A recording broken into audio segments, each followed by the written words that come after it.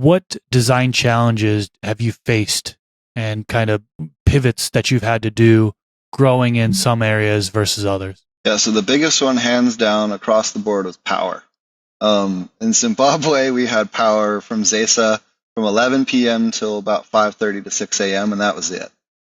The rest of the time, the power goes to the industrial zones, and you don't get power. So if you don't have power, a generator or solar or some other way to power up whatever it is you need to power up that day, you are screwed. So that was a huge part of it. Setting up all that infrastructure, usually solar or generators, just to get by in the beginning, and then setting up solar pumps for long-term irrigation is really just almost required once you get into most of the remote areas.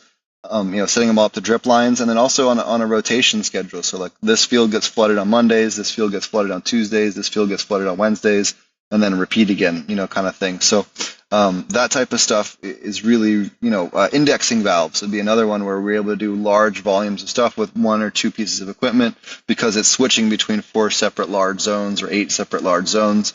The one thing I would say with indexing valves is that make sure you're checking them daily or almost daily, because if one of those fails, you're losing thousands of plants if that breaks. And we had that happen at one facility in Jamaica that I was working with, University of Technology Kingston. They had one that failed, and it wiped out 3 of the 4 rows of plants that they had because they weren't checking it regularly on the maintenance. Once it was set up, the guy just signed off that he checked it and wasn't actually checking it. So that's another thing, is making sure people are actually doing, and finding out like who in your local area is actually reliable, that you can count on, is another big thing. But the biggest thing too is just drip lines. Drip lines are the best way to do large scale, outdoor on any kind, because you're not going to get any of that evaporative water loss. And they're pretty easy to set up everywhere in the world. You can find the drip line irrigation kits.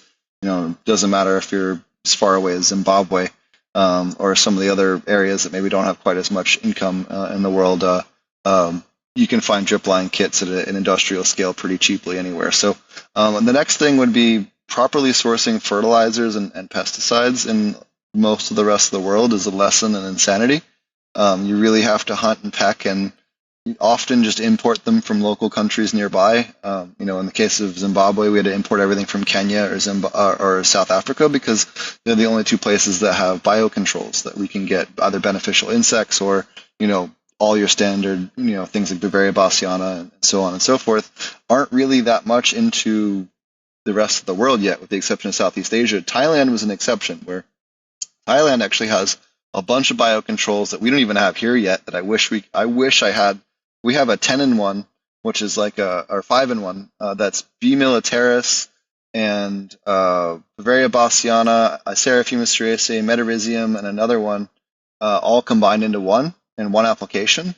And that stuff kicks butt. Like that's like especially for thrips, that like nukes the crap out of your thrips, man. It just wipes them out.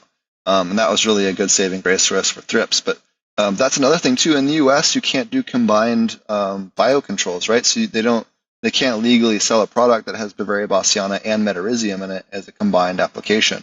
They have to all be individual active ingredients because of the pest control laws in the United States. Whereas in Thailand, you can have 2, 3, 4, 5 biocontrols in one separate powder. You put it in the water and mix it up and run with it. So that would be another big thing that's different, is that sometimes, at least in Southeast Asia, it's a little easier for the pesticide stuff to find what you want. But, in Zimbabwe, you could buy Paraquat at the hardware store, and it's sitting right next to the ammonium nitrate and the barrels of peroxide, which, is not a very good place to store all that stuff. Certainly not in the open where people are smoking cigarettes. So it is, you see some stuff where you're like, my brain hurts, and this shouldn't be anywhere near this place right now. But that's honestly probably the biggest challenge is power, and then sourcing stuff can be just, if you aren't used to and the hardest part of sourcing is just finding whatever the local thing is. Like in Zimbabwe, it's Shopee and Lazada. In Africa, it's kind of whatever ag website that you can find. So that a lot of it is just spending hours searching for all your list of equipment. Once you have your list of equipment, as far as sourcing and finding someone that can deliver it within a reasonable time too, that could be another big problem depending on where you are. This clip is brought to you by AC Infinity. Use discount code MrGrow at 15 to save on any of their products.